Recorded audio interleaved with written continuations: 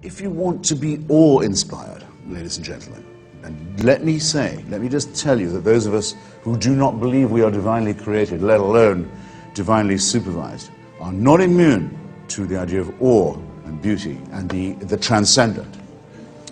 Let me invite you to look for a moment at the pictures taken by the Hubble telescope. Some of you may have done it. If you haven't done it now, or yet, do it soon. The extraordinary revelations of swirling, yet somehow beautiful new galaxies in color and depth and majesty like nothing I think the human eye has ever seen.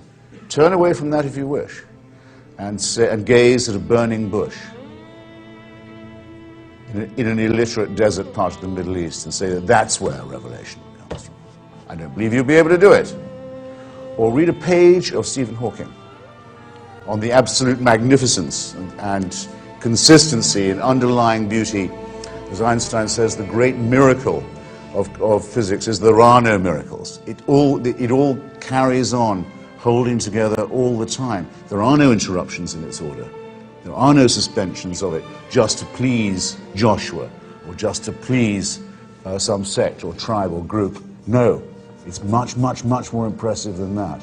Hawking has a colleague who looked at the event horizon of the black hole. If you could travel towards a black hole, not yet possible to do, if you could, in theory, the event horizon is the point at which the black hole is pulling everything into itself. So over into the black hole goes light itself. It's so strong it can pull light back into itself.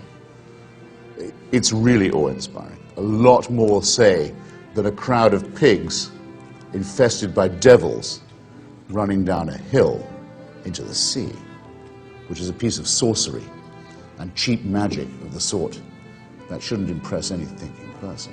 Think about a black hole instead.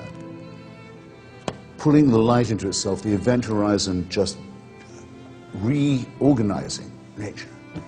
So that if you could get to that lip, the lip of that event horizon, and fall in and go in, you could in theory see the past and the future stretching before and in front of you. You would see time, except you wouldn't have the time to do it, of course, if you were a mere primate, as we are. But Hawking has a colleague who says if he knew he was dying of a terminal illness, that's how he'd want to go out, is over the lip of the event horizon. That would be majesty. That would be magnificence. That would be awe-inspiring. That would be apocalyptic. So it's in the natural world, it's in the world of science and the world of innovation and discovery and doubt. We wouldn't have discovered any of these things if we'd taken the religious story for granted to begin with. We would have said we already know enough. We know. God made this. God wants it this way. What's the need for inquiring? We already have all the information we need. The big difference between this side of the house, mine, and the other, is this. I am absolutely certain that I do not know, but that it might be possible to find out, and that doubt and skepticism and innovation and inquiry are the only means by which wonder and beauty and awe and symmetry will be discovered, and beyond those peaks we can yet see, new, more wonderful peaks will rise.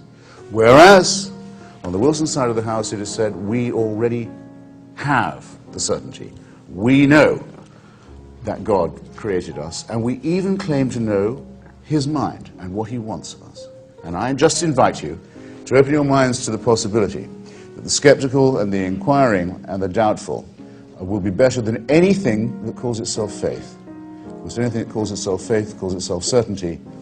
And for certainty, I think there is no place in an institute of intellectual mentation and higher education. And I'm very grateful to you all for giving me the chance to say so. Thank you.